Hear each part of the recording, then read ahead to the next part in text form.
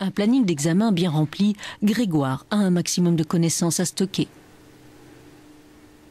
J'ai commencé par français mardi, puis j'ai eu physique, j'ai eu aujourd'hui histoire, donc c'est demain bio, puis lundi ça sera néerlandais. Grégoire aura besoin de 3 fois plus de temps pour assimiler une matière que ses camarades. Il est atteint de troubles de l'attention avec hyperactivité, également appelé TDAH. C'est à l'âge de 5 ans qu'il a été diagnostiqué, aujourd'hui il en a 16. J'étudie, puis je vois un truc qui me fait penser à quelque chose d'autre, et puis je commence à rêvasser. Je me rends compte que sans médicaments, j'arrive pas à me concentrer plus 5 minutes. Comme beaucoup de jeunes atteints de TDAH, Grégoire prend de la rilatine. Cette amphétamine optimise entre autres la concentration. Dans le cas de Grégoire, sa mère estime que le traitement médicamenteux était indispensable. Le problème quand on est un parent avec un enfant atteint de TDAH et qu'il est médicamenté, c'est qu'on doit faire face au regard des autres.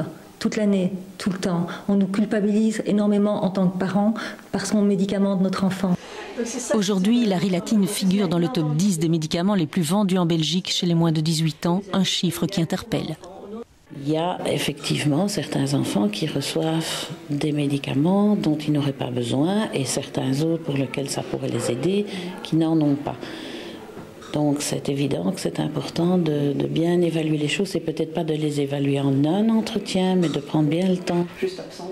La rilatine aujourd'hui remboursée n'est pourtant pas prescrite à la légère. Ce qu'on propose aussi, c'est qu'avant qu'il y ait une prise de médicaments, qu'il y ait une série de tests qui soient faits pour voir si c'était véritablement des troubles de l'attention qu'on peut aider via ces médicaments-là et ne pas donner ces médicaments à l'aveugle. Diagnostiquer les troubles de l'attention reste le défi numéro 1. En Belgique, plus de 50 000 enfants souffrent de cette pathologie.